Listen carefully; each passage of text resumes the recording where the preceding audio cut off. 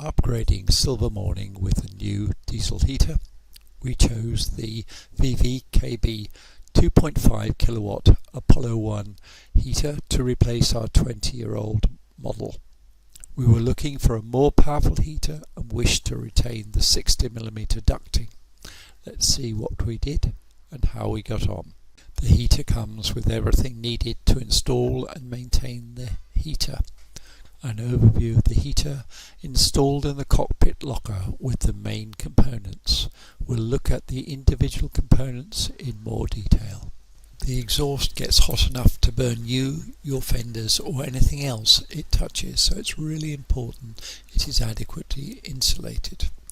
We use 2 layers of tubular glass fibre and 1 layer of exhaust bandage.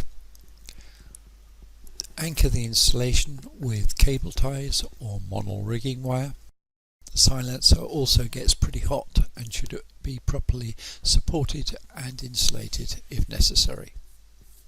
Make sure exhaust clamps are properly fitted. It would be prudent to leave a carbon monoxide alarm near the heater to test for any potential leaks, particularly just after you've fitted the heater. The exhaust is attached to a twin-walled insulated hull fitting. To prevent rain and seawater getting in, the skin fitting and exhaust should be angled upwards and have a swan neck. I insulated the hot air ducting a number of years ago and can confirm it makes a massive difference to the amount of heat actually delivered to the cabin. A generous length wiring harness enabled the connection of the power supply and the controller in the aft cabin to be done without cable extension. Let's look at the fuel system. Automotive nylon pipe is not permitted in boats. We've used 5mm OD copper tube which have swaged ends for compliance. The copper tube is connected to the heater with a flexible rubber tube and stainless steel clamps. The fuel pump is in a sound absorbing mounting firmly attached at more than 15 degrees from the horizontal to ensure that bubbles bleed properly through the fuel system. A high quality fuel filter is fitted on the inlet, and we've used fire resistant rubber grade tubing from the filter to the tank. Ideally your fuel should come from a dip tank fitting, but this was not an easy option on our boat.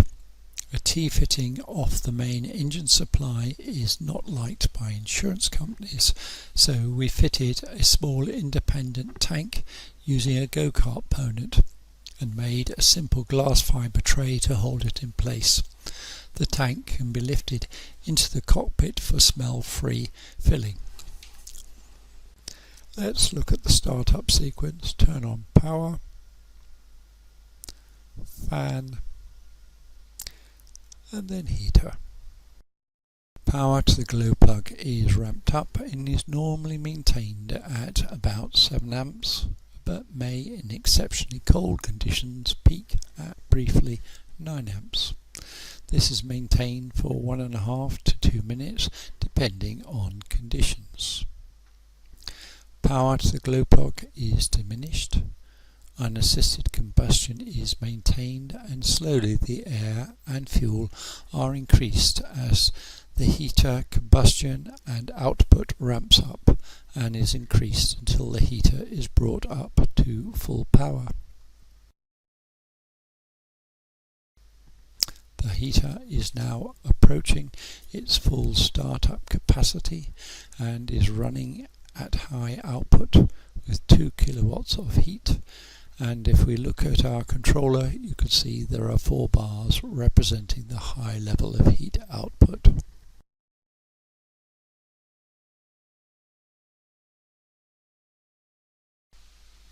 Let's look at heat modes. Boost 2.5 kilowatts is belted out at quite a velocity, giving a rapid spread of heat, only used with a big temperature differential and rarely necessary for any length of time. The heater normally starts up in high mode with an output of 2 kilowatt and brings silver morning up to temperature quickly. Medium, 1500 watts of easy relaxed heat with a current draw of just under a lamp. Low, the heater purrs along quietly but still delivers 1 kilowatt. Very low, minimum tick over to maintain safe combustion. We don't use this mode as we're of the view that letting more ventilation in or turning it off are better options. Our first week away saw a northerly airflow over the west coast of Scotland, giving bright days but temperature struggling to get into double figures, and nighttime temperatures much closer to zero. Our new heater coped admirably, enabling good, comfortable time aboard. Sailing in Scotland can be drop dead gorgeous, but it's often seriously wet and pretty chilly. Having a good heater keeps the boat warm and greatly assists in keeping the interior dry.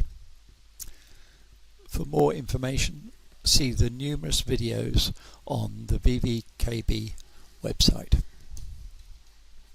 Thank you for watching.